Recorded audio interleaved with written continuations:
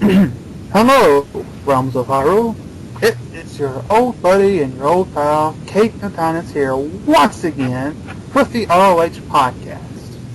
The 4th edition, and hopefully will remain that way, that we don't have to re-record this.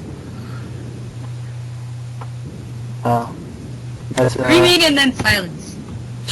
Sorry? Joining me this week is Merrick. Hello! What's up, everybody? Oda. Hello. Yes, I'm Ota. Obsidian. Okay. And our special guest, Toru. Yeah, Toru is speaking through a 1924 radio microphone, so you must excuse him. He's from the past. Yes.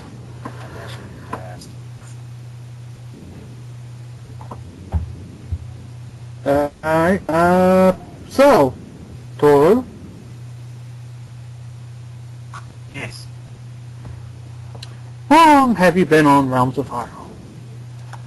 I've been for the Realms of Hyrule. I was there for RoH 1 and 2. A little bit late on 1. I cut a little bit short on 2 because I joined the Army. Then I missed 3, 4, and 5. But I've been back for most of 6. And for the first time, actually joined the staff, so. Yep, that's how long I've been around for a while. Who were you back in the day? I'm sorry, I can't remember who you were. The ones I remember are Rafiki, and I want to say I was Chip and Ryan was Boot. Oh, okay, alright, got it. In the brain, got it. Technically an RoH winner here. I didn't really know that myself until a few months ago when we were talking in chat. It's really interesting. I thought there was like 4 or 5 of us left. It's more than I thought. Do you remember how you found Realms of Hyrule? Yeah, it was actually Rio's little brother that introduced me. Oh. Good old Excelsior. Yeah, he was Excelsior, yeah. He was also Boot, the counter or cookie repair. Yeah, he was somebody else. Gron, Yeah, I think so. but I can't remember who else he played. There was somebody else. Yeah, he had several characters. I can't really remember all of them. Just basic ones you mentioned. Speaking of characters, what is your personal favorite character that you have used? And what's the favorite character you like reading about? Probably the favorite one that I've used is Rafiki. Uh-oh. We totally just lost him. We lost Toru, people. Whoa.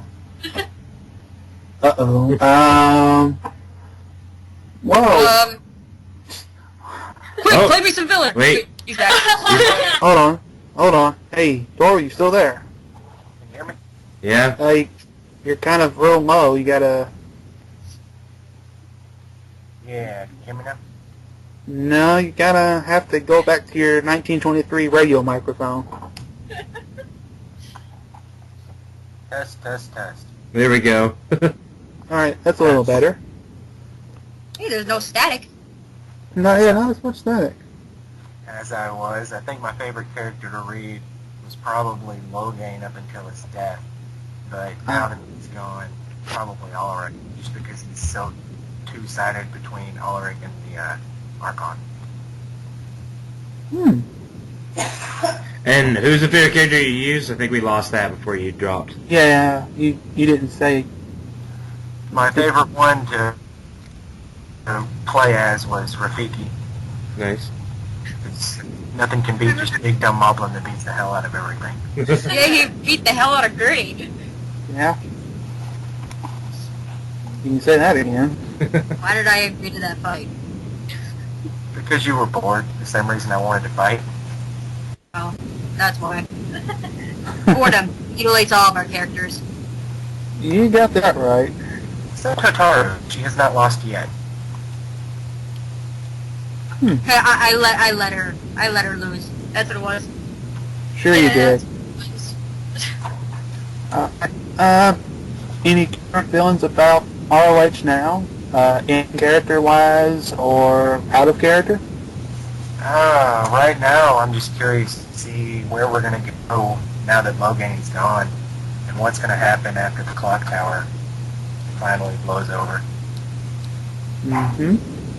True. Well, that's true. I know that the Circle of Fate is going to remain active, and that we're going to be recruiting pretty soon.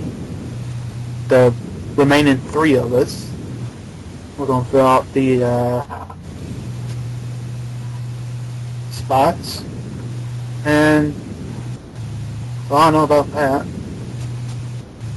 that. Do you guys have any questions for Toru? How old are you, Toru? I am 23. And you already have babies, right? 4, yes. Jesus. Awesome. Who's your least favorite character currently? Currently, my least favorite character... Oh, God.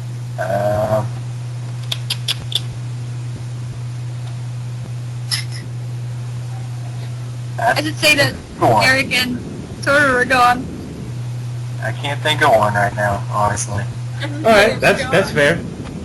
Yeah, that's fair. Nobody stands out as somebody that I just don't like. Understandable. Oda, Obsidian, got any questions for Toru? I got nothing. I can't think of any. Wow. I'm retarded. I'm sorry. Uh-oh. I think we lost Toru again. Oh, yeah, we did, because the static stopped.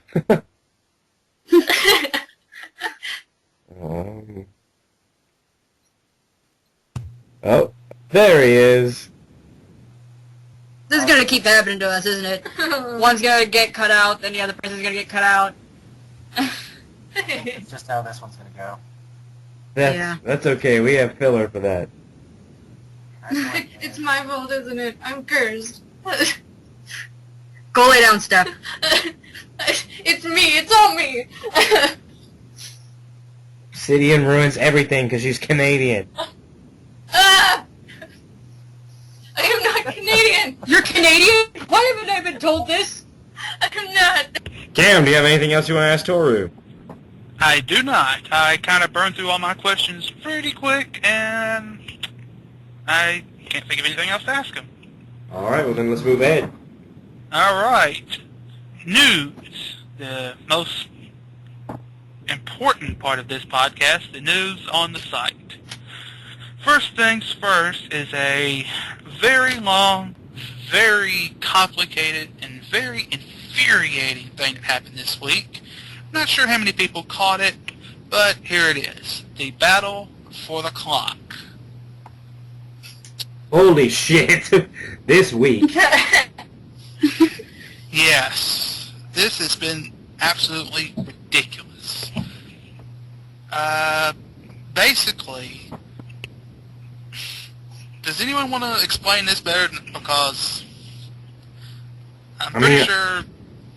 Greg, you want to try to explain this? Because I can, but I don't know. I mean, I'm going to go ahead and say I'll probably mess up some details, but in summary, Zane and his little buddies were trying to blow up the clock tower. And by blow up, I really just mean damage it.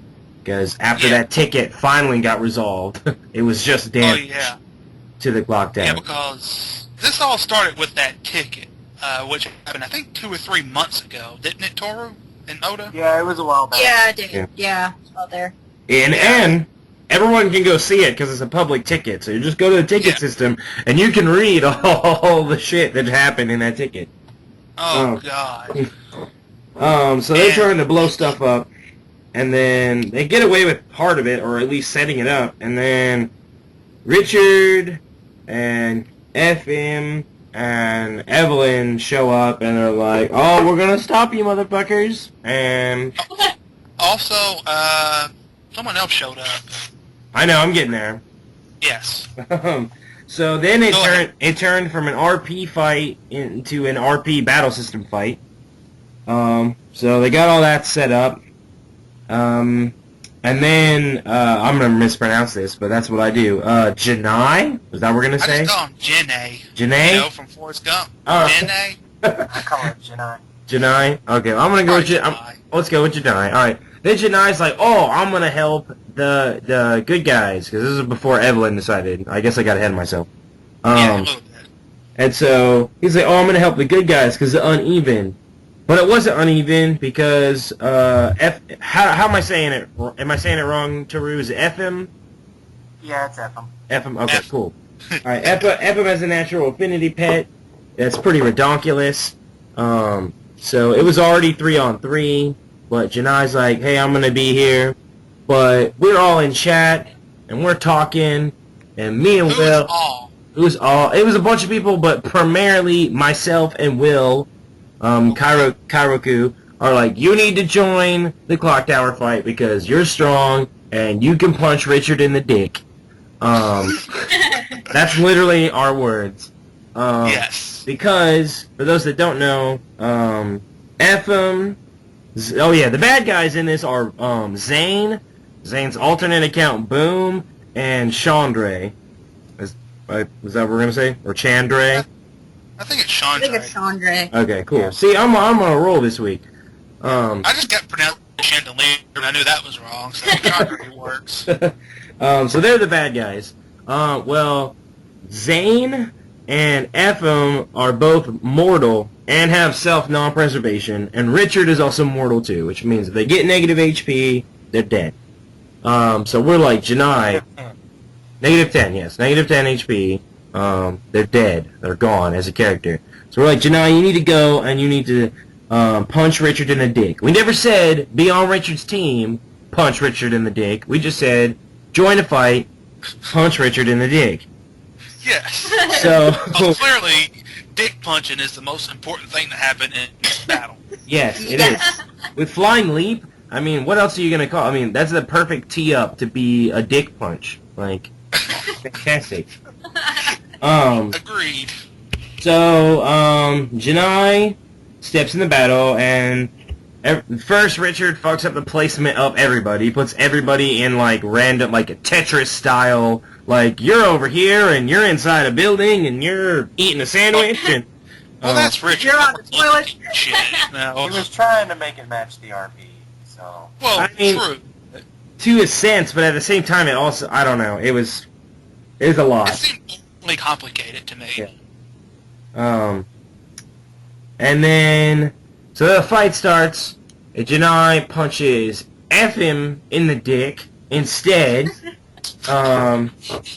because Richard's on a building, that's why, because Richard is the only character that was on a building, so he couldn't move towards him. I guess you can't flying leap up a building.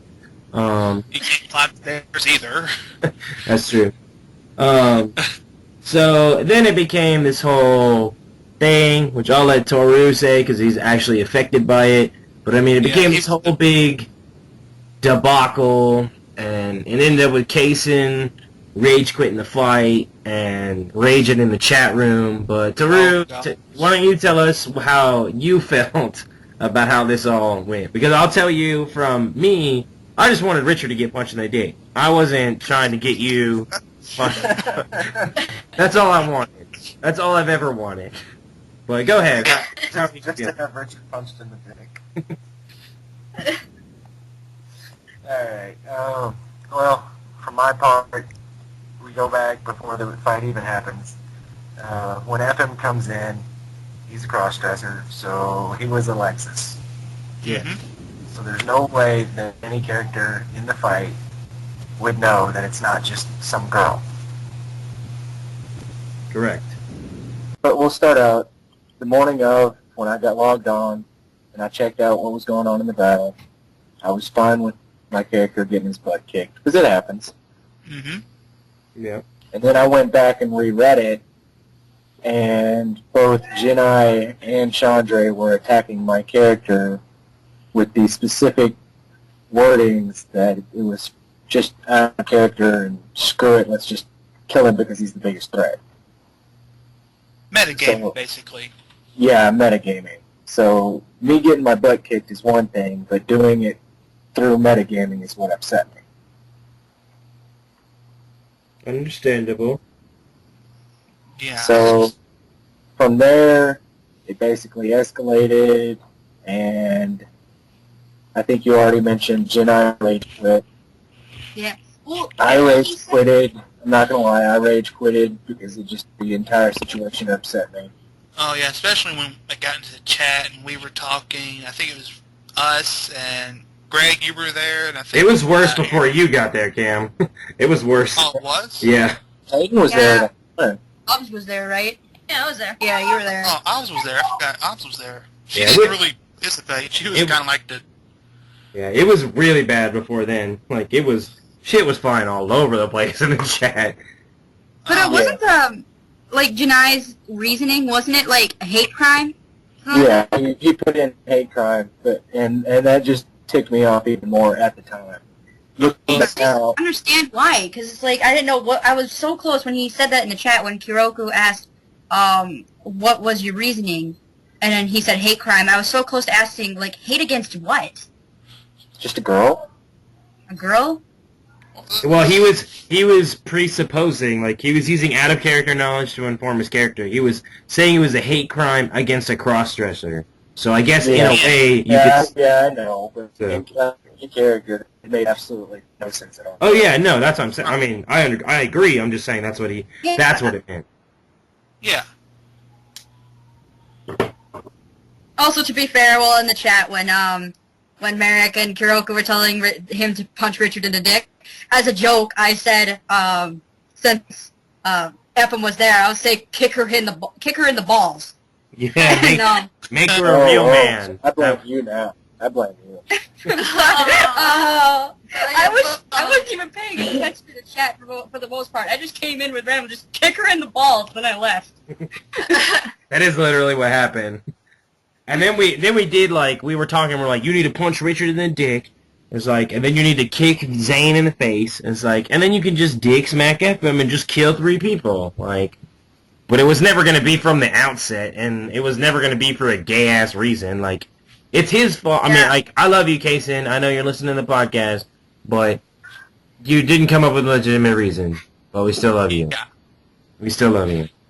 Yeah, we're not mad at Kaysen, or we're not really mad at anybody. It was just a big-ass misunderstanding, basically. Yeah, I hold no ill will for it. I mean, shit, it happens. Yeah. It's actually one of the reasons I'm retiring after him regardless, because you can't, most people are not capable of ignoring such a big threat. So,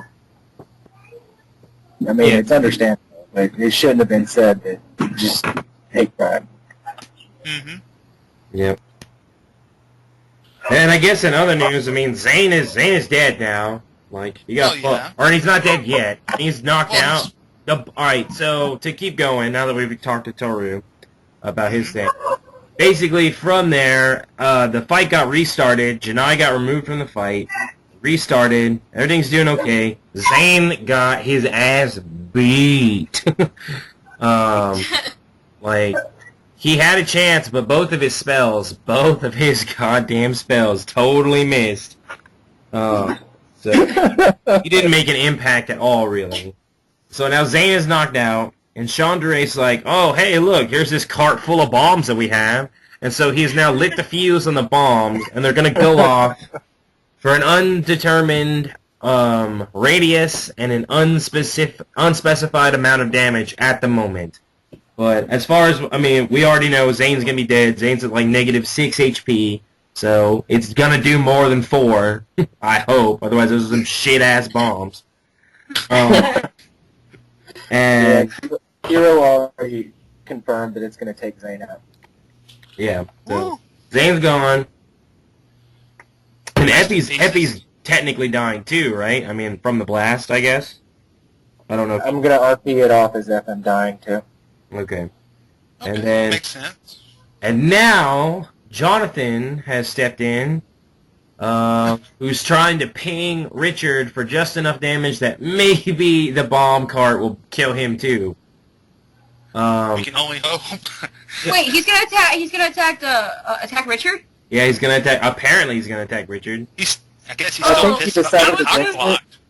I think he decided against it because if he did that, then the coin. Did he cut out again? Yeah, I he don't did. know. Can you hear me? He cut out. Oh, we got you. All right. No, You say he you're still decided. here. You're still here. Go. He decided against it because what? Because if he did that with Evelyn right there, the queen would have nothing to do with it.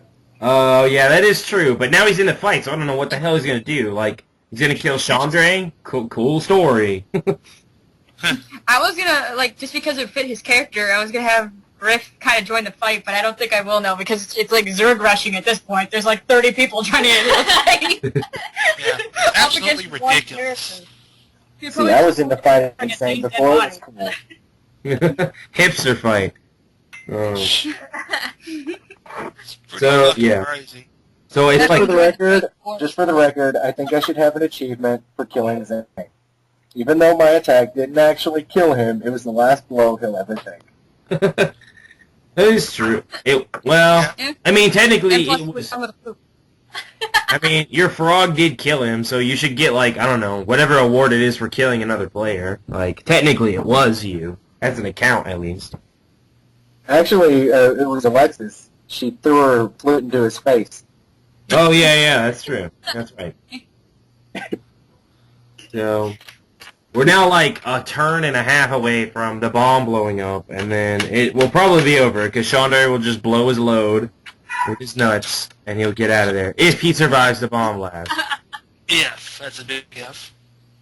Well, he goes first, so I think he's going to use nuts at the beginning of this round. Yeah, which would be smart. But he's done nothing half the fight, so Yeah. who knows? But, so that's the clock tower in a nutshell.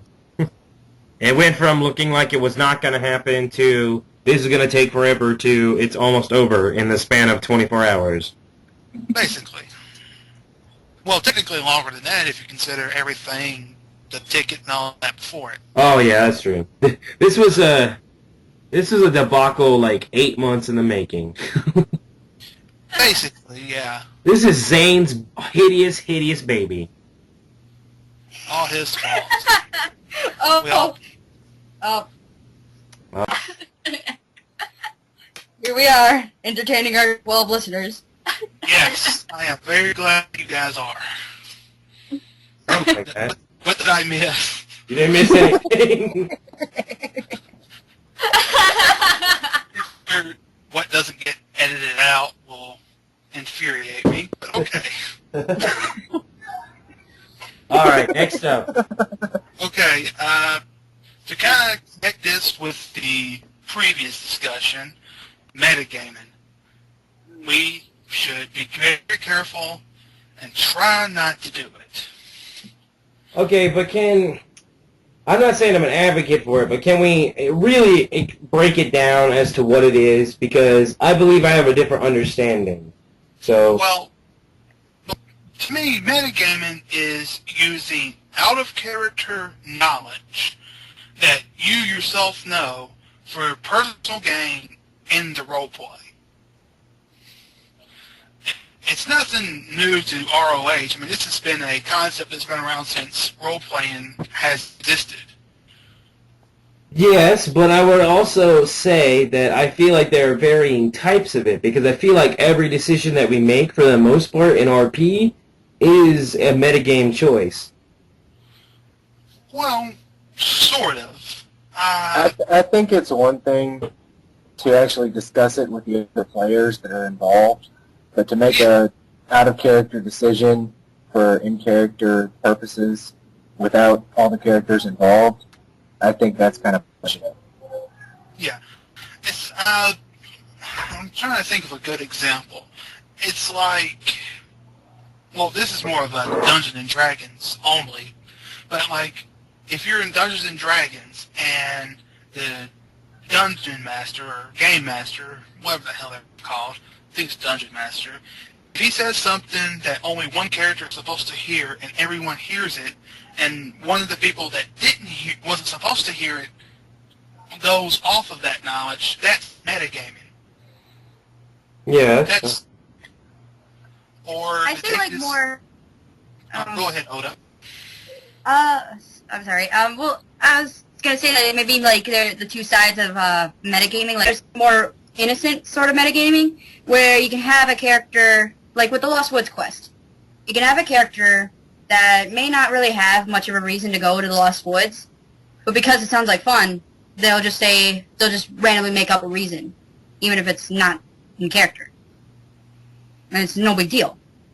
Well, on that side of the coin, I guess it's understandable. If you've already have a plan for your character and you railroad them into that direction, that's understandable because that's how the story goes. But I'm just saying, from the one side, that's where most of the controversy comes from. Well, to me, I don't know if it's necessarily metagaming as it is kind of miscommunication, because if Janai had just, like, if we're going to use the Clocktown battle as our big example of why metagaming is bad, if Janai had just said from the beginning, I don't want to be on anybody's team because I'm going after everybody, then everything that would have happened would have been probably just fine, aside from Janai's reason for attacking him. Or attacking Ephraim. Yeah. Like, aside from that, and that's just... okay, come up with a better reason. But the fact that it was coupled with, I'm attacking you even though I'm on your team, and I'm doing it just because, that would made it a whole big pile of shit. But if the communication had happened from the beginning, then that's one thing. That I think it would have been an entirely different beast altogether. Yeah, so long as you talk about it with all the players involved, I don't think it's that much of a problem. Yeah.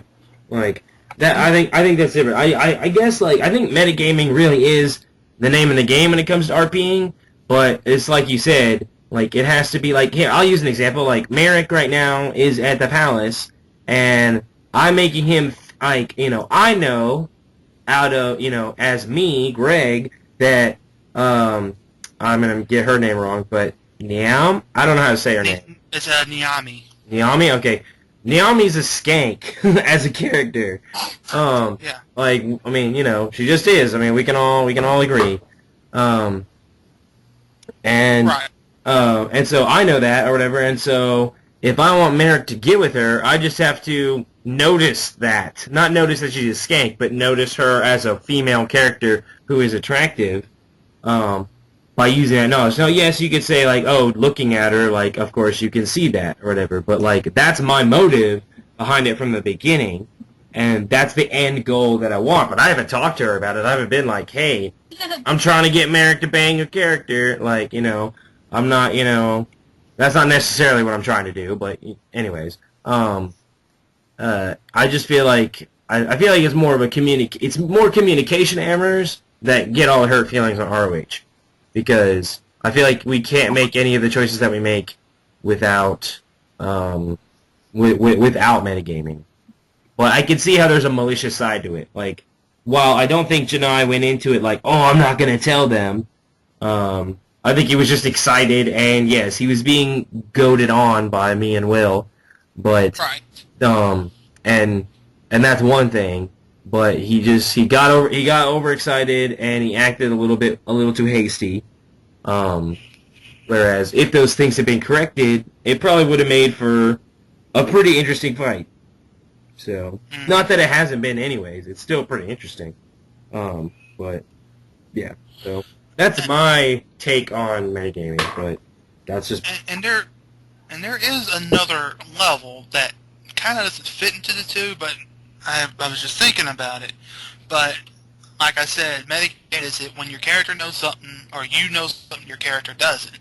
Like, if you have a new character going up against, let's say, any kind of enemy that has a specific weakness.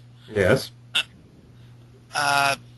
In character, if you don't have the proper knowledge, how would he know what that weakness is?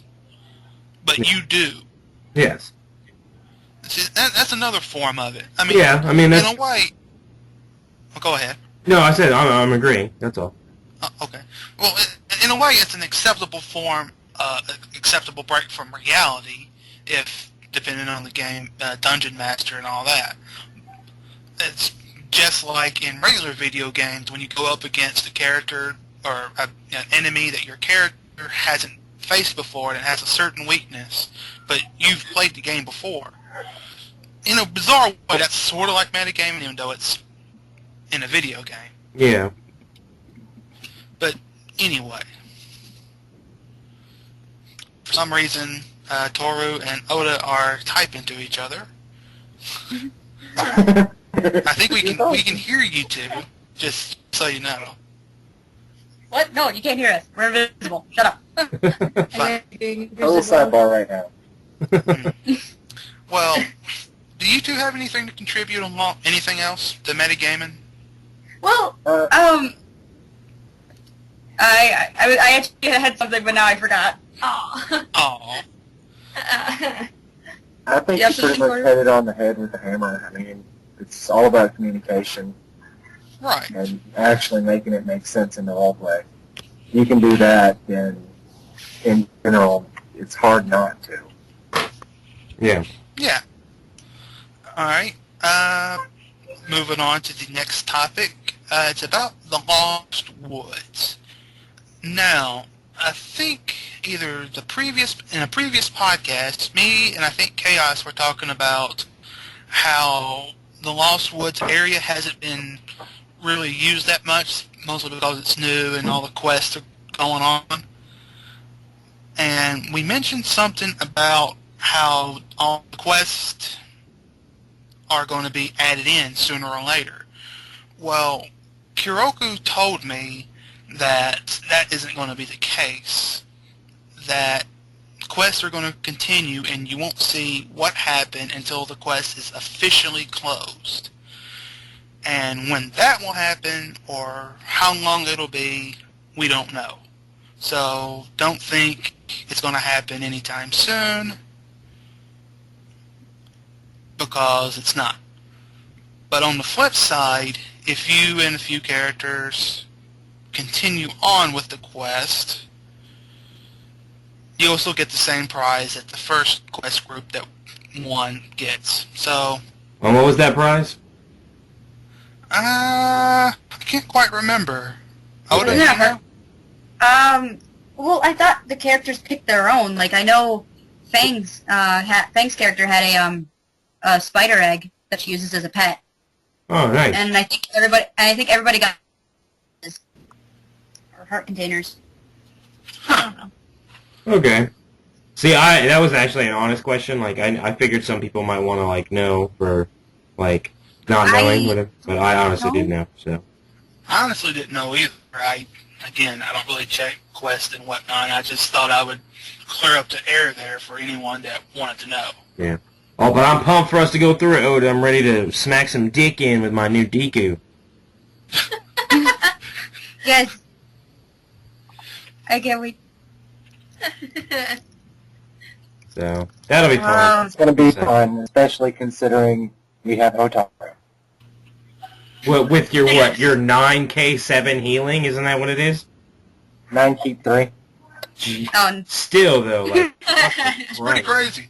Yeah, we technically have two healers. I know Lila can heal, but with Hotaru's ability, it's like we need it. Well, I mean, she'll average 58 damage per turn, so we'll wipe just about anything we come across. Nice. I just can't wait to get into the quest because I want to see how like the puzzles and the natural affinity works as far as the quest goes. Yeah, that'll be fun. I think Richard actually did a pretty good job with it, but I think I already said this in the topic, but I'm going to kind of be hands-off on it because I already went through it. Yeah. Don't. I know you're not gonna reveal any puzzles or anything like that. I want to try figuring them out. Awesome. Sweet. And failing? Yep. I will say I think Richard did a pretty good job with it considering he did most of this one by himself. Mm-hmm. Do we, I mean, you guys are the scribes, but I mean, do we have a, like, estimation, in your opinions, that you can say when the next quest will be available? Well, right now, for the main quest, it's Richard, Chaos, and me, and I think we're making a lot of headway on it. We actually have good progress being made, but if I had to take a guess, I'd say maybe 2 or 3 months, and we'll have it ready to polish up before that. That's cool. Works for me. Yep. Anything else about the Lost Woods you four want to add? I'm just excited about it. I want to do it. I haven't done it yet, so I'm excited. I'm ready to actually keep the reward.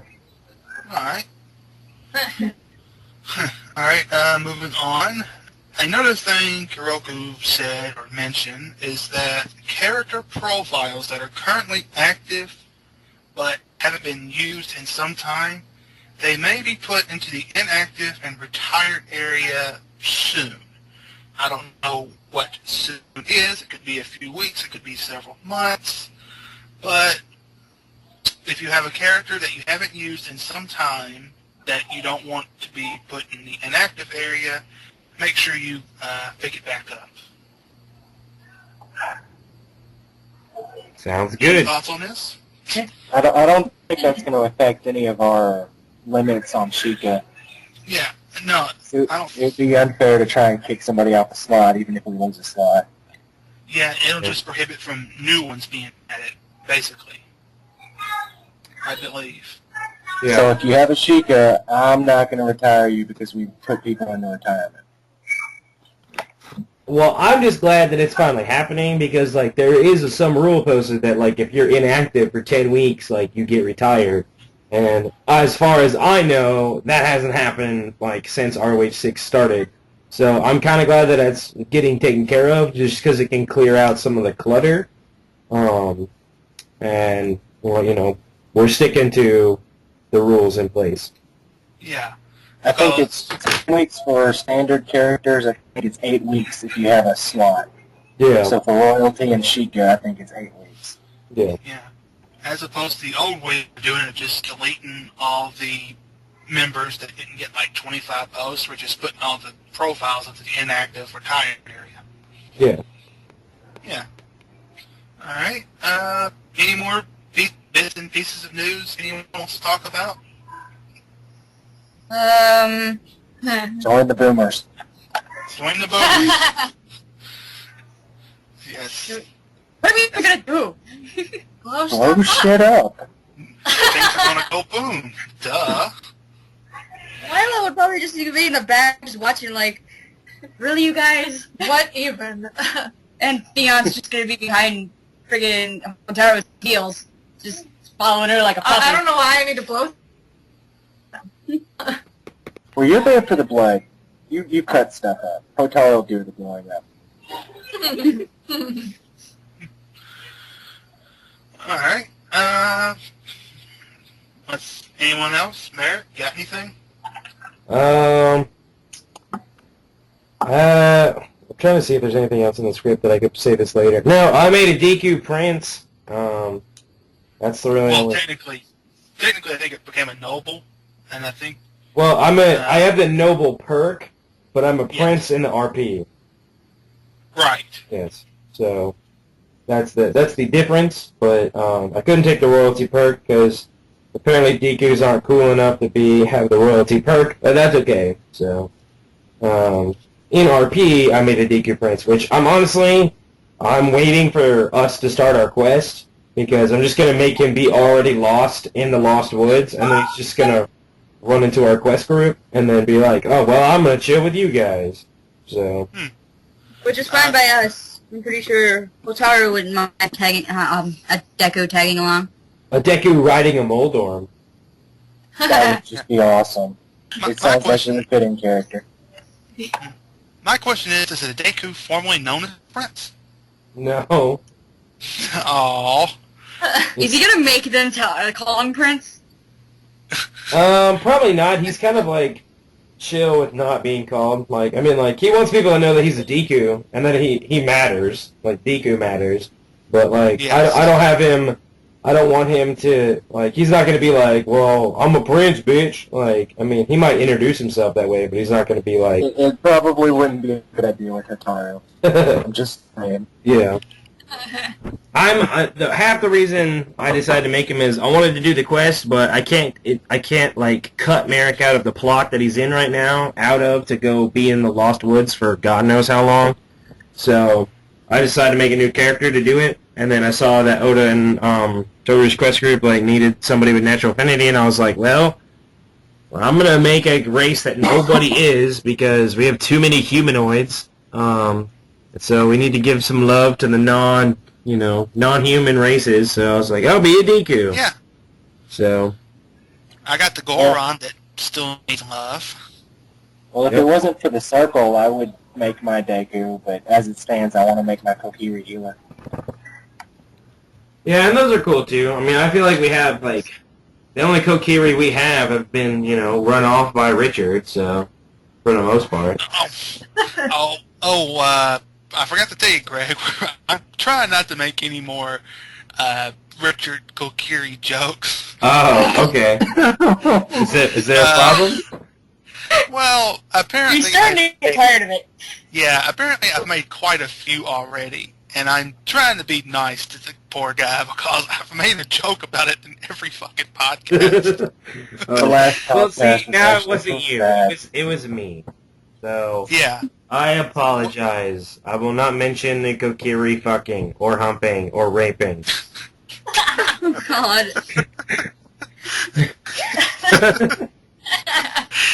Okay, moving on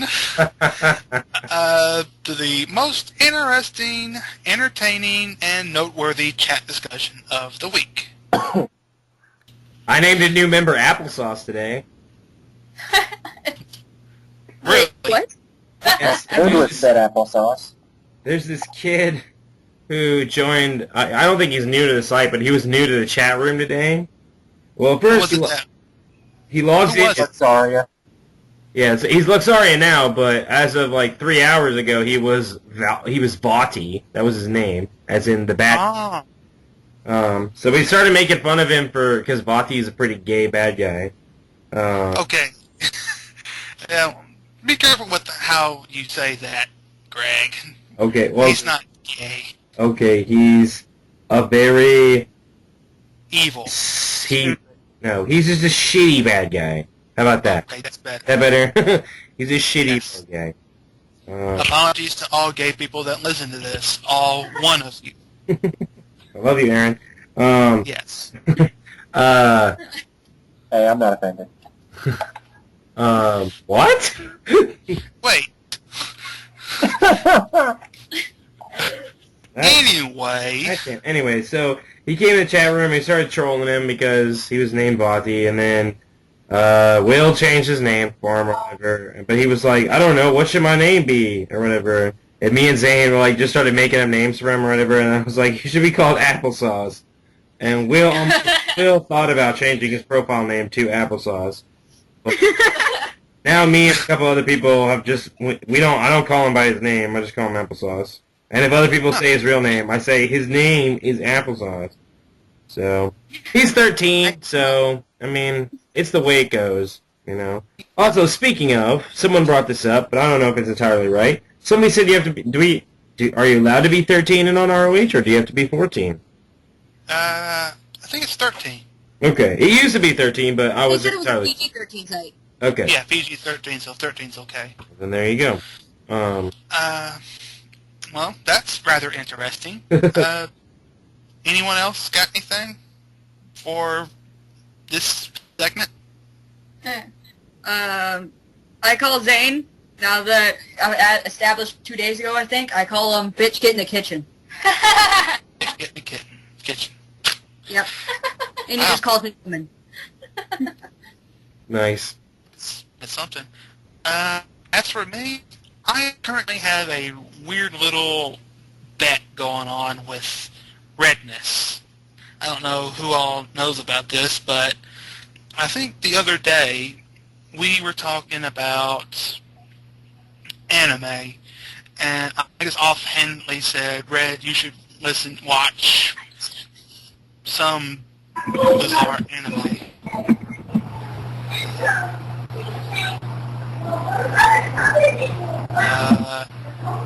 She told me I needed to watch something. You're getting some interference. Yeah, getting some interference. I kind of lost my track. We're getting some background noise from Toru side of the microphone.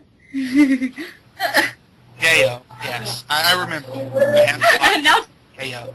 She has to watch some big breast expansion anime, itchy shit, and I gotta watch Yayo. Yeah. Yeah. Oh. Yeah or Yayo? It's Yao. Yowie? Yeah. Yayo. Yowie. Yowie. Ew.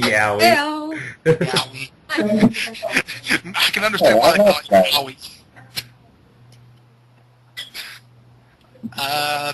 But yeah, that's very random stuff you're missing from the chat. Princess is the shit. Anyone else got anything for chat discussion? No. Didn't wasn't there some Zane had a baby? Like I saw that posted in the. That was a while back. That was a while ago. That was a Okay. while back. Yeah. It was just recently posted. It comes back up every now and again. Okay. Well then, never mind. But yeah, if you want to check it out, I think Silas posted that in the RoH Best Chat Ever. Yeah.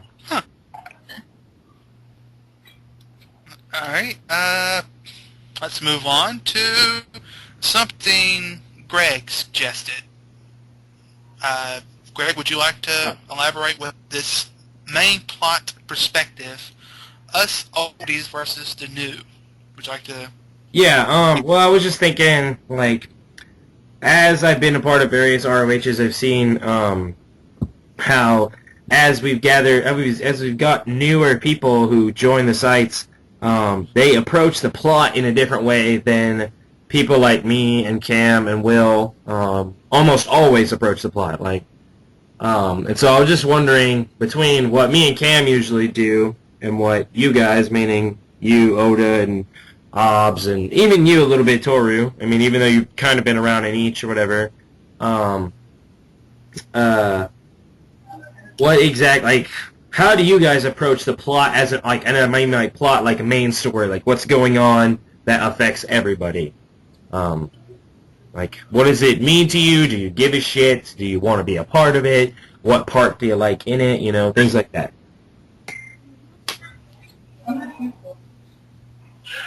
For me, I kind of just leave it up to the players. Right now, I'm kind of trying to get something big going on with the Boomers, but we don't really have enough bad characters to get that moving. So whoever really wants to rise up and make one, that's how it works. All right. Yeah. That's... talking about bad guys, that's always something ROH has had a problem with, is we've never quite had a lot of outright evil characters. Well, we have, but sometimes they peter off and we're all stuck with a bunch of good guys and no one to really go against them. I'm here for you.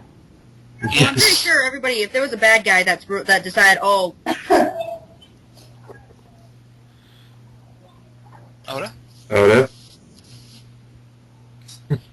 Maybe not. I think we lost her again. Yeah, I think it is.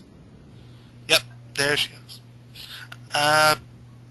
Anyway, if we can not cut this out, even though I think I've said this before, but the black and white morality characters, evil versus good, it's not exactly something, well, we've done it a lot in ROH, but I've always wanted to try or have us go into a direction of shades of gray, because previous ROHs have always proven that black versus white, good versus evil, doesn't always work out. I would say to your point, Cam. I would say, I would say to an extent, yes, like, that can happen, but I don't know, like, I feel like the main, like, when you have too many gray characters, it's really hard to know who is really invested in what they're doing. Like, that's like, now, I'll say this, I liked Logain as a character, but as his story, like, it was all over the place. Like, he gets Daltus killed, but he wants to be Regent and keep Zelda alive. But he has Scion as his buddy, but he doesn't want to have mass murders on the streets. Like, it's just all this, like, stuff that's, like, inconsistent that just makes it confusing. You're like, okay, now is this supposed to be a character that to the public eye, he's a good guy, but really in his secret life, he's an evil bastard? Or is he really supposed to be an evil bastard? I think that's it. I mean, yeah, but I mean, like, still, though, the fact that I have to think that much... Hello, Odo, you're back now. The fact that I have to think that much is just, like, really hard. Whereas, I will say, like, yes, black and whites are just as hard, too, but it's not so much hard because it's really easy. Like, back in the day, it was really easy to tell who was bad and who was good. The problem with that is interest levels. Like, keeping the people who are the black and the white characters interested in their ideal the entire time. Like, that's what happened with me in RoH1 with Merrick. Like, I was evil from the very, very beginning. And then there was a whole bunch of bad guys, and I was a part of a whole bunch of bad guys, and then eventually I became the only bad guy that was left. And it was just physically exhausting to me to basically be, you know, on my toes, fighting Knights of Hyrule, fighting, you know, the Shadow Eyes, fighting anything that I had to fight that was good, which is basically everything else, because I made Merrick the complete antithesis of everyone else, being evil, killing people, destroying things, etc., etc. And it became exhausting to me, and so then, toward the end, I made Merrick become good just because I was just like, oh my god, like, I don't have anything left to be, like, you know, it was just hard, you know? Whereas go ahead. I was about to bring that up. Sorry to interrupt, but Merrick at the end of RoH1 became good, and I think his brother Kane became the bad guy, right? Yeah, that's what I was trying to do, at least. Of course, RoH1 didn't keep going long enough for that to happen, but yeah, that's what I was aiming for. Mm-hmm. Yeah. Well, to your point about Logan, he was supposed to be a good guy in public, but out of character. Well, not out of character, but behind the scenes, he was evil. Well, that's just a villain with good publicity, basically. Yeah. It's kind of like a Lex Luthor type of deal. Yeah, I think that's kind of what he was going for. But,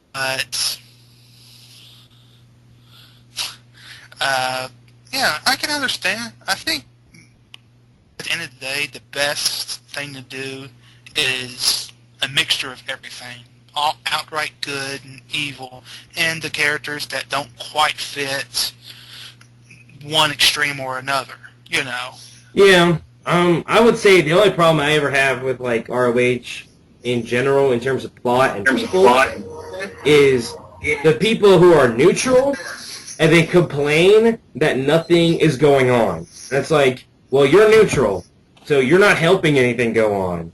You know what I mean? True. Like, and so it's just people like that who are just like, we're not going anywhere, nothing's happening. Like, there are people who are like, the war hasn't started yet, I'm getting bored. It's like, well, you're off doing whatever the hell you want to do, and that's not progressing anything. Yeah. Alright, Toru, Oda, care to respond? Yes, Subs, do you have anything to say? You haven't spoken much. I'm sorry. Yeah, we're kind of ignoring you. I apologize. I was having more fun listening. Dude, this is the point of a podcast. know, You're but- supposed to talk. I can't think of anything to add.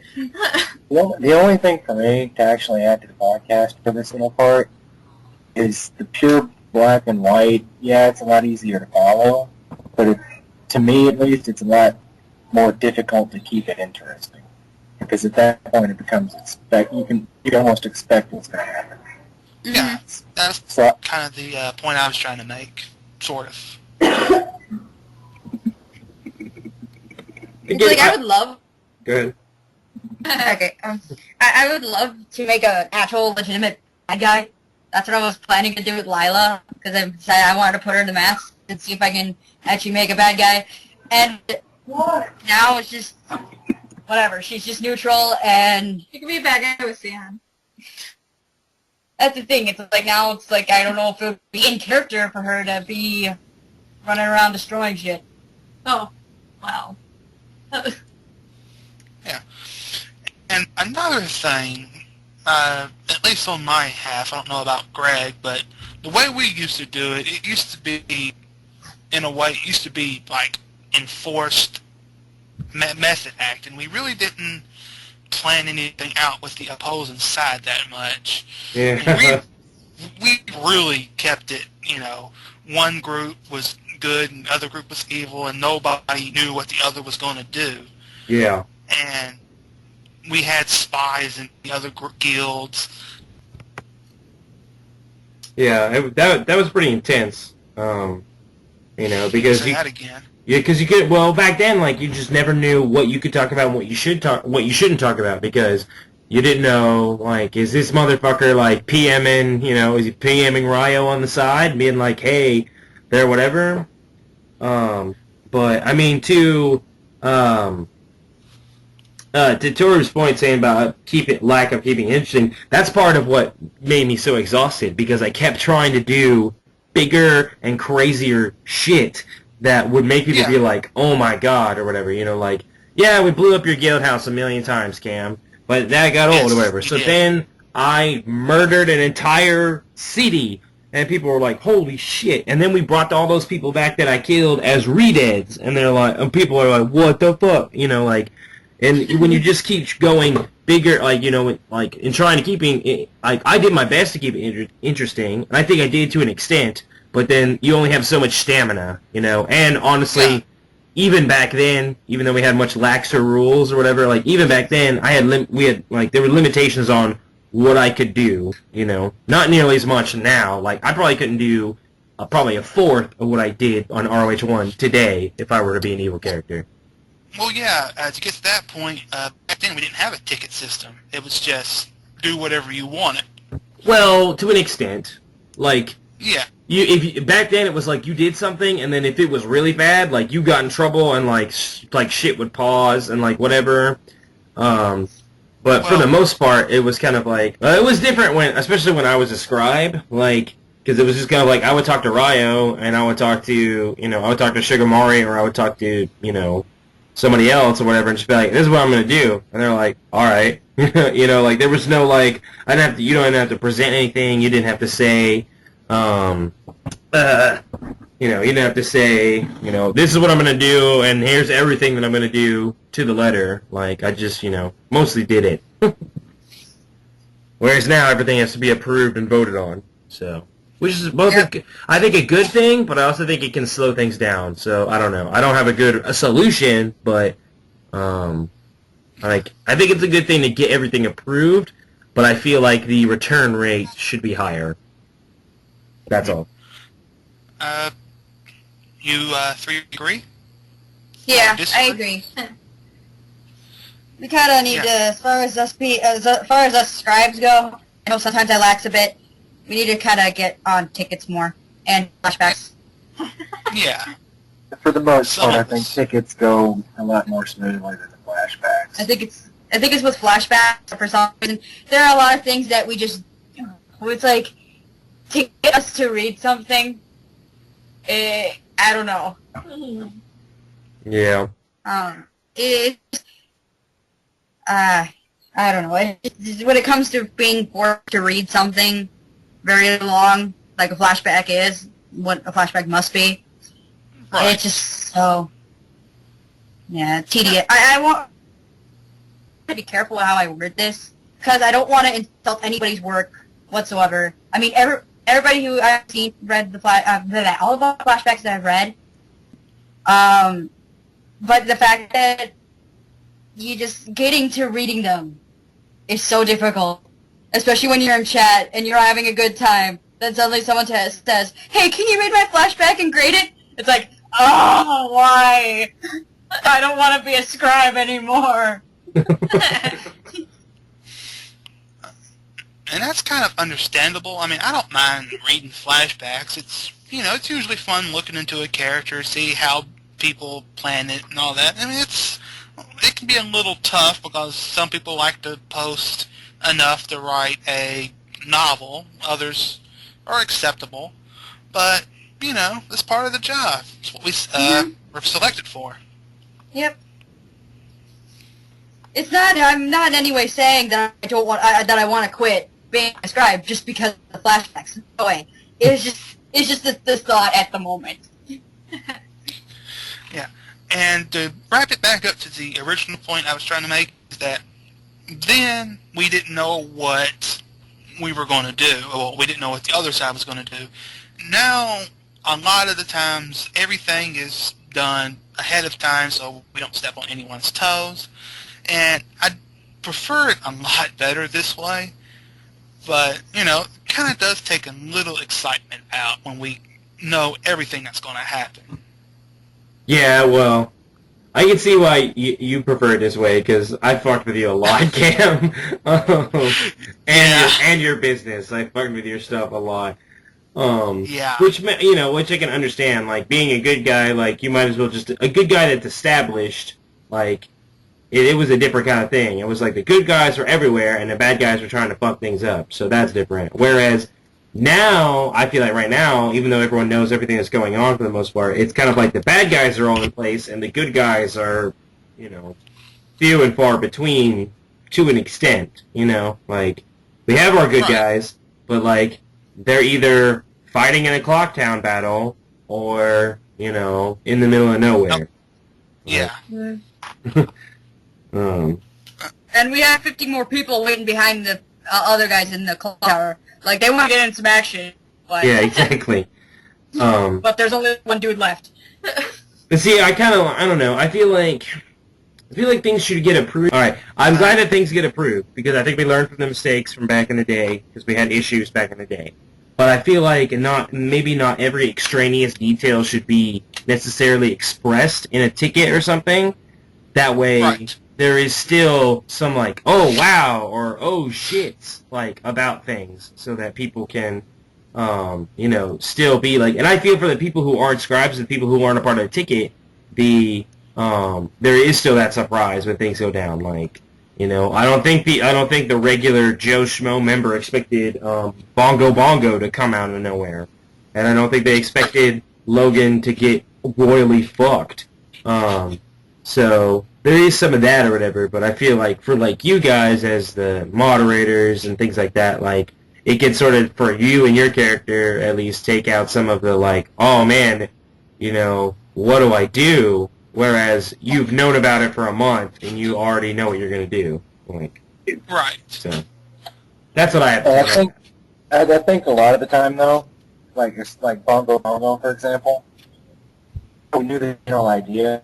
I mean, hell, I was in the masks, so I already knew the plot before we even put the ticket in. But there's still a separation between an explanation of what's going on and then actually doing it. Whoa. Wait, Sorry. hold on, what's up? We got a surprise visitor. Yeah, I was about to say, we have Jonathan in here now. Say hello, Jonathan. His mic is muted. Okay. Never mind that. People Okay. of the 12 listeners are going. He's just our ghost chat. Ghost. Yeah. Oh, Yeah. God. Jonathan is now our ghost chat ghost. He doesn't have a silly accent though. He tells... It's different from the ghost chat ghost in our RoH chat, though. This ghost chat ghost says everything in interpretive dance. Right. Okay. Anyways, finish what you're saying, Toru. Sorry. Yeah, finish what you were saying, Toru. We kind of cut you off. Yeah, I think there's a big, even as described, Bongo, for example, I was a member of the Masks, so I already knew this before the council did. But there's still a difference between reading a description of what's going to happen and then what actually happens when it comes time to write it. Yeah, that's true. True. It's like reading about a movie than watching a movie. Two very different things, basically. like what Toru did at the end. I think that ticket was dropped like 3 days before it actually happened. So, that was the last minute edition. Interesting. Well, since we've talked a good deal about that, I think we should move on to the next segment. Unless any more final thoughts from anybody, real quick. No, we're good. No, I'm straight. I said what I wanted to say. Alright. Okay. So what, did I join right at the very end of the podcast? No, we still got a little bit to go. Jonathan's here now, apparently. Well, I voluntarily muted my mic because I'm at my parents' house and I didn't want to have that awkward conversation with them. They're like, what are you doing? I'm like, talking to people I've never met on the internet, doing a podcast. Have that whole awkward conversation. Very interesting conversation, I'm sure. Well, since you're here, we were about to move on to a what could have been. The RoH plot edition. Since we've been talking about plot and all that, I figured we could move on to things that in RoH's past that were thought, conceived, but ultimately never got used, or it turned out far different than we expected. Yeah. Anyone want to start? So wait, this is like concerning this ROH plot or any ROH plot? This ROH or any previous ROH. ROH 1 through 5, this one. But yeah, like any sort of plot. Major plot that we were going to do and eventually didn't, or it got bumbled around. Oh. This war? Oh, was that Toro? I said this war that's kind of not really kicked off, but has kicked off. I agree. Yeah. It almost didn't either. Yeah, pretty much. That's an agreement there. I mean, we got Kakariko, but we still have had no soldiers fighting soldiers. Well, the thing that I kind of wanted to do with Albel is that Albel. Realms of Hyrule 4, I wanted, like, after, I think it was after Merrick got defeated, that, what the heck is going on? Apparently you got another call. Apparently Ghost is calling you. I can't hear it. Like, I'm logged in on my iPad, too, on Skype, and so it's like, I was getting the call on there. Okay, anyways, I think it was after Merrick got defeated that I'm like, okay, I kind of want Albel to be a bigger bad guy now with his, the ghosts that were in him, like, completely taking control and just going on a rampage. So he was going to be a big bad. I wanted him to, but, I'm kind of, this was back in the old Realms of Hyrule where if you, like, where the council pretty much was the big players in the story. Yeah. And I wasn't a council member at that time. That was by the time I was on. And so I wasn't on the council anymore. Understandable.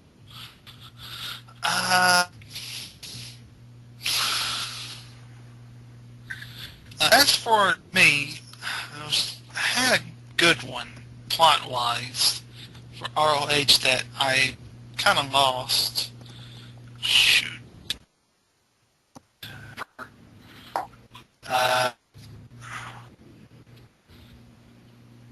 Oda, do you have anything? You're kind of relatively new, but... Yeah, that's the thing. Me and Ubs are rather new, so when it comes to plots, I remember before what made me join was the War Goddess, where it started when it was the whole tournament thing. And the character that caught my interest was Scion, or C, whatever, Doctor, crazy dude. Scion. Scion. I don't know if you told me to join. And I saw it and I was like, holy crap, this is awesome, I want to join. And then I joined. Took me a while to make a character. Finally made a character. And then I was just waiting for a bit, and I was kind of wondering, what are we doing? Fair enough.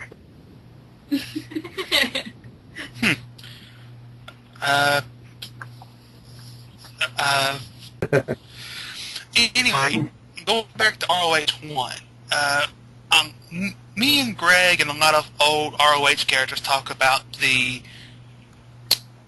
forest cut-a-thon. And I don't think we've ever explained what all that was. Oh, Jesus. Basically, it was during one of the Knights of the Skull / what Merrick was part of. They blew up another Knights of Hyrule guild house. And I decided, you know what, instead of demon mist in this, which was something, a character we had called Mist, he would demon mist something into existence, or clothes would disappear, or some shit. It was more silly than anything else. Instead of demon misting it into existence, we just kind of went, let's go cut the lumber and make it ourselves. And for an entire week, we just kind of sat in the forest and just cut down trees.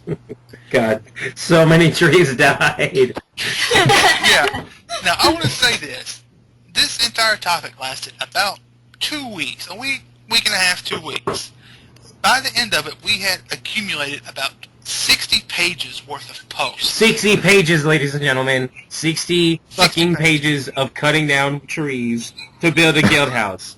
That then one member built the guild house in one post that was less than 500 words. Exactly.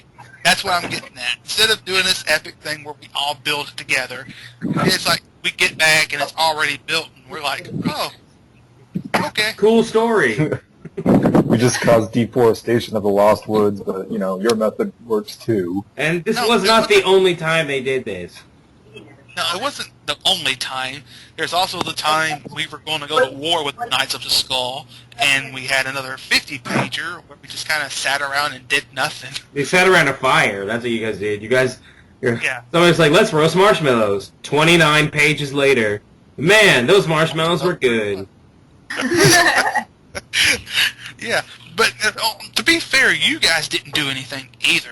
We didn't do 60 pages of deforestation. We did 60 pages. I will say we did like 30 pages of like training for no apparent reason, or 30 pages of me getting my characters to fuse together because I was a Dragon Ball Z bag. Oh yeah. The only thing I really remember from the old one is blowing up Port Mito. Yeah, that was a big one too. That had a lot of pages. Yeah. That's because I wanted everyone to know, like, I blew the fuck out of that city. But I was a part of that, but I don't remember the name of that character. I don't remember either. I don't remember either. He was an Earth Mage and he used a staff. I remember that, but I can't remember what his name was. Yeah. Oh, shit! What was his name? Man, we complain about Alaric's dinner party. Vordenfall? Maybe? Mate, that might have been his last name. Tory Vorden, I think. Justin Bieber. I don't know. Screw that. That's what are we talking about?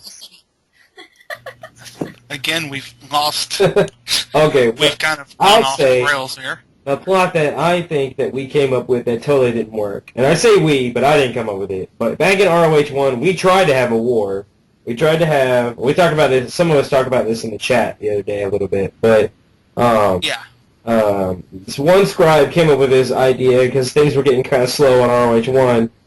He was like, oh, what if we have like this giant horde of moblins just attack and just fuck up Hyrule?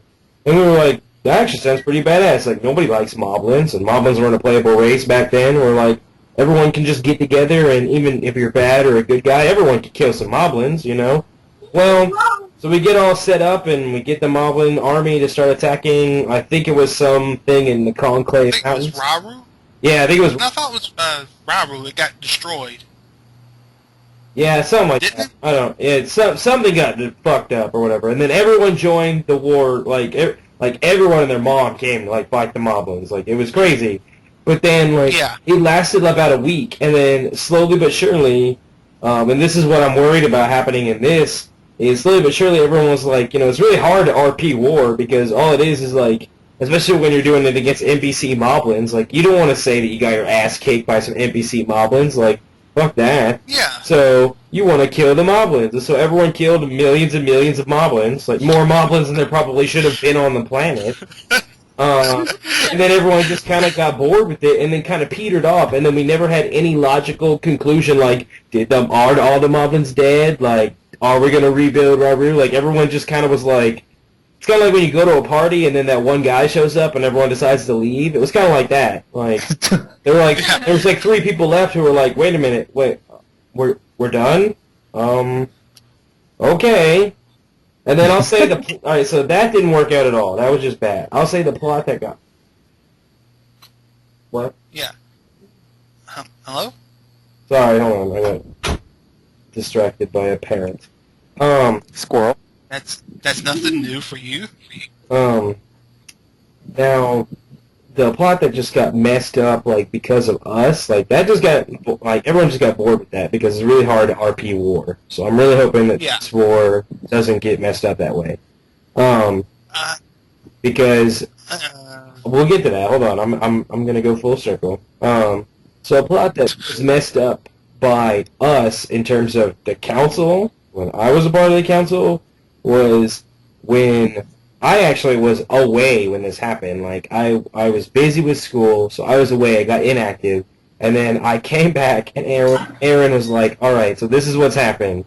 Because Aaron was Shin, and I was Merrick, and Jeremy was Raya. So Aaron's like, alright, Greg, here's what's going down. I got all the spiritual stones, opened the way to the Triforce, and now you have the Triforce of Power, Raya has the Triforce of Courage, and Shin has the Triforce of Wisdom.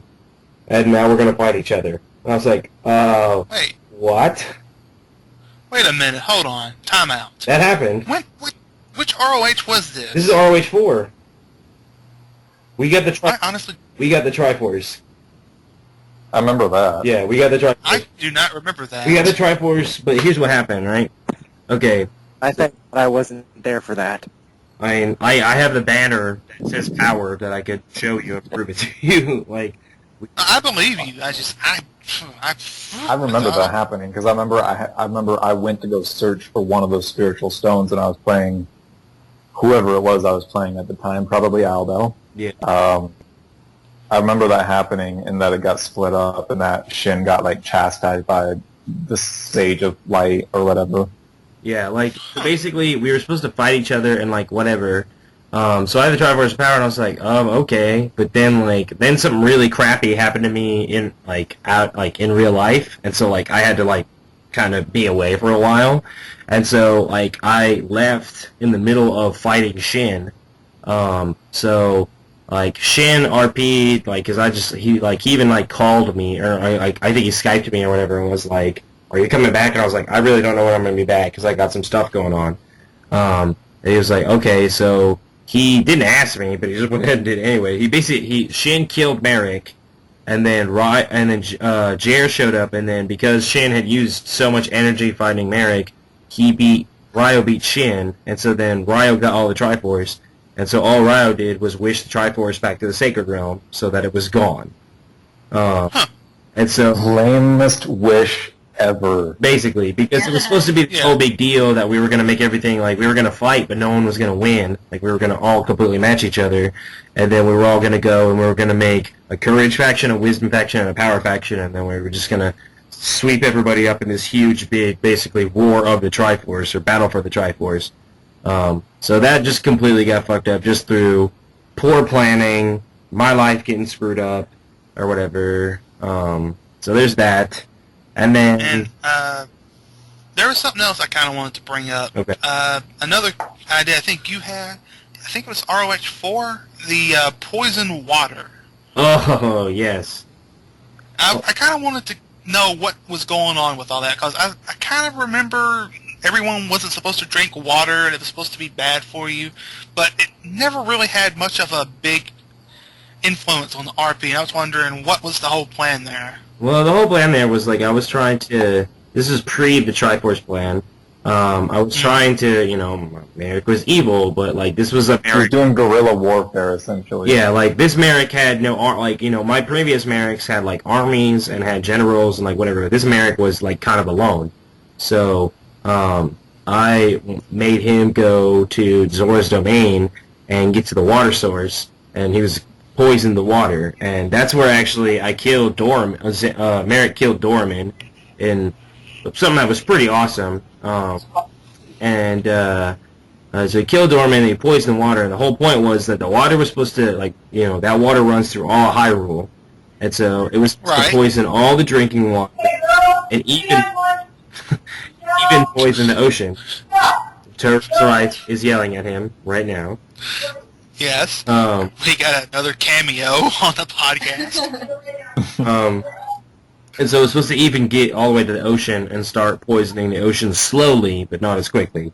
But what it was also supposed to do is it was supposed to destroy crops and supposed to make generally everything bad for everyone. And I think only 2 or 3 people took notice that the water was poisoned. And I honestly want to say it was Will. I think Will came back to RoH and he wasn't a scribe and he wasn't admin or anything at the time or whatever. And it kind of pissed me off at the time, even though I love him. All he did was just oh, I heard the drinking water was bad.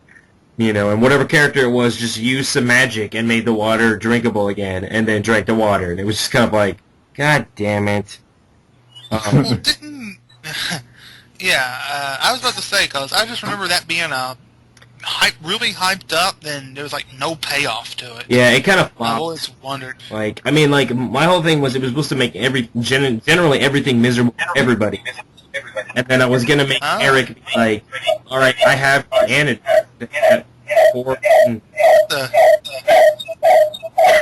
Toru, your phone and your laptop are echoing against each other.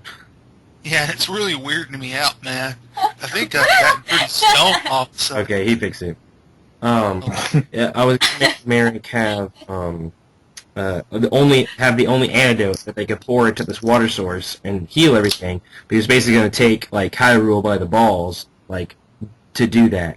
But it never really paid off. And then the whole Triforce thing happened, and then Merrick was dead, and then Merrick came back to life, and then he was a good guy, and it didn't make any sense anymore. And so basically everyone was just and the water's not poison anymore, because fuck that. So that was the original intent, but it just, I don't know. Not enough people took notice that the water was poison. Because I wanted it to affect everything. People are oh, I'm drinking beer, and I'm drinking, da-da-da-da, whatever. It's all that stuff has water in it that was used. Poisoned water. You're dying. You are dead. But you are not taking any effects of it. So, it was a little frustrating, but there you go. Understandable. I think, anyone got anything else for plot-wise? I think me and Greg have not been here long enough to even say anything. I'm new about it now. Yeah, me and Ubs are new to all this, so it's the only main plot that we've actually seen is what's going on now with the war. Yeah.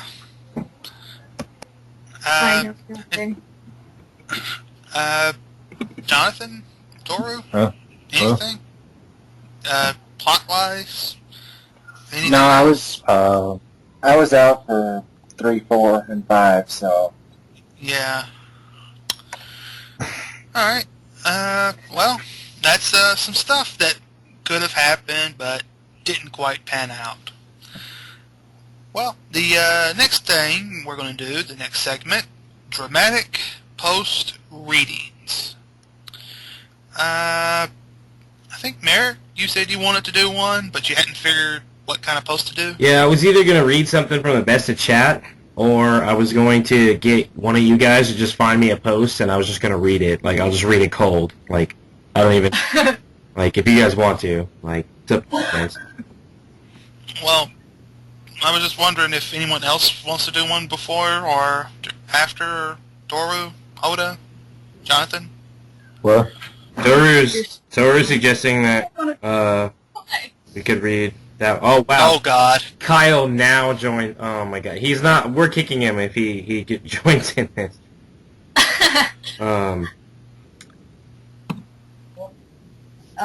Toru, do you want to read the post, or you want me to read the post?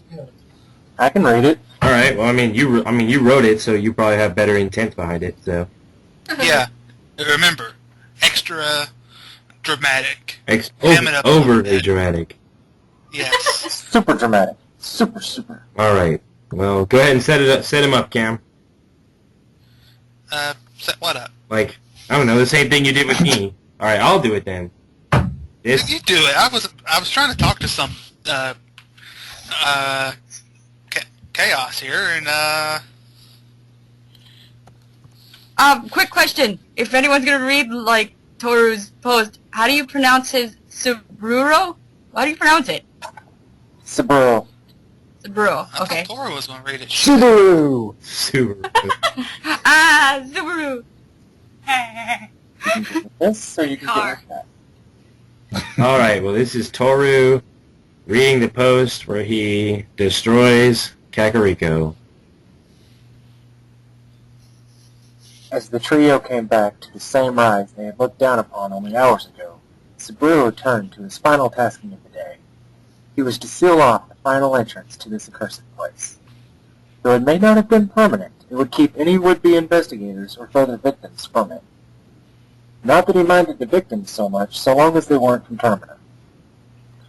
Once more he reached outwards from himself into the very soil beneath their feet. He dug into the cracks and lines that channeled through the cliff sides of the gorge. Despite not having control over shadows or spirits, the Eternal Child knew this was true power. With a flash he found it, the string that when pulled would tear at the seam he wished to dismember. Ro began to press them closer and closer until palms touched. In that instant, as his hands touched, the rush of energy caused a chain reaction, and it all started with but a single stone.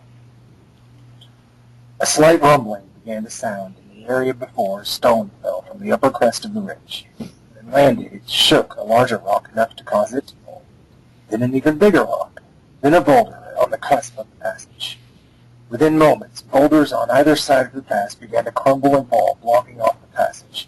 However, residual energy still remained. It was about a quarter mile from where the boulders had fallen, just on the edge of what still remained of Kakariko, when the first fissure cracked, open, leaving a hole in the earth no larger than the width of a stallion. As toxic vapors gushed from this black hole, the pressure in which they escaped caused rock against rock to strike and spark. The nearest building was ignited and soon was caught full ablaze. Even further into town, another crack, only slightly larger, produced similar effects, releasing more of the toxic vapors into the air. Still, another lesser in size than the first, even further in Kakariko. The final fissure to crack the surface. This was clear on the other side of the ruined village and smaller still, perhaps half the height of Saburo himself. Blacks and grays poured forth into the sky from these cracks and craters in a reminiscent shape of clouds. However, even the swiftest of winged creatures would find it ill to attempt passage. Already, animals throughout had begun to kill over, as well as what survivors had made it through the dreaded attack from Bongo Bongo. In only a matter of minutes, the cloud had spread throughout the entire village, making any attempt at seeing beyond one's own hand nigh impossible. Nothing still living would survive this night, despite the sage's success at imprisoning the vengeful spirit once again. No, this place was truly cursed, and none could ignore the power of justice. With the first crack in the earth, the Eternal Child felt a rush of force rebound against him, stronger than he had ever felt in the whole of his long life. This rebound was strong enough to literally launch the boy off his feet, backwards towards where the Archon and Grim still stood. Consciousness began to fade as he saw clouds as dark as night fill the sky. So this is what it felt like when the earth itself sounded against you. This is what true power was. He wasn't yet ready. With all the strength he could muster, an enfeebled attempt was made to raise his arm towards Grim, his brother. It is done. With that, he sank into the darkness of exhaustion, and it truly was. Kakariko, as the world had known it, was now done. Yay! Woo! Theater! And there it is. The And, destruction of Kakariko. and scene. Yes. That was, pretty dramatic.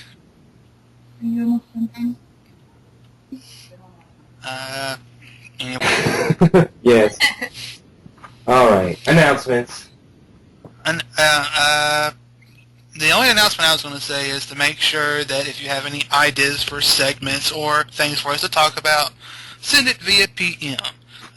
Me and Chaos typically read PMs because I think we were the only two that were always active. He isn't here. He had the flu. I know it's like 3 hours in and we're just now mentioning that. But he had the flu. But I think, Merrick, do you want to, if you can open up your PM box in case people want to talk to you about it? Yeah, people can shoot it to me. I mean, I have shit to do in the mornings, but I check every day. So if people need to PM me, that's fine. Go for it. Yeah, same with Oda or Obsidian or Jonathan or Skylar. Don't send me messages. Any character. Why? Don't send me Well, messages. fuck off then. I don't want ideas. Well, fuck you then. Ideas are scary things. What? Ideas are very scary things. No, they're not. Shut up. Okay, just me, Chaos, and Merrick then. Because everyone else is a douche. Hey, I know my head. My Hey, head is very language here. Hey, it's the first time I'm not included in the douche category. I should get an award. Oh, and Merrick's also a douche, but Damn he it. listens in anyway. And I'm an award whore. Did you say animal war whore? And I'm an award whore. Okay. Alright, but yeah, that's all we wanted to say. Send us, me, Chaos, Merrick, PM ideas via PM, all that good stuff. And the final bit is question of the week. I came up with one. It's a good one, What was actually. your question? My question of the week is, I want someone to correctly guess the number of edits I'm going to have to make for this podcast to work. That's a good idea. Because I'm going to try to seamlessly do it where they can't tell, but if I may do a couple where they can. But I'm going to count, and if you can guess, I'm going to say... No, you got to guess the number. It's either going to be the person who guesses the number, or the person who guesses closest to by... Without going over. Is, let's say by Thursday. By Thursday night, 12 o'clock, Eastern Standard Time. Let's go Eastern this time. All right, Since that's it's yours. yes, Eastern time. 12 o'clock a.m. Eastern Standard Time. I think it's That'll be for our next guest slot. Yes. And I think that about wraps it up. I want to thank everybody that joined in. Merrick, Oda, Obsidian, even though she didn't say that much, but that's okay. She finally got in. She's Canadian. The Canadians. Toru, special guest for taking the time out of his day to be part of this extremely silly podcast. And, of course, Jonathan for randomly jumping in the last 20 minutes. I just want to say... right now Toru's holding off a horde of kids, so Exactly. we gotta, like... Yeah, so kudos to Toru for being a good daddy. Yes. Now go watch a movie with your babies. Yeah. And that wraps it up. Thanks for listening in. Goodbye. Goodbye, you whores. Da-da-da-da-da-da. Blowjob. Alright, and we are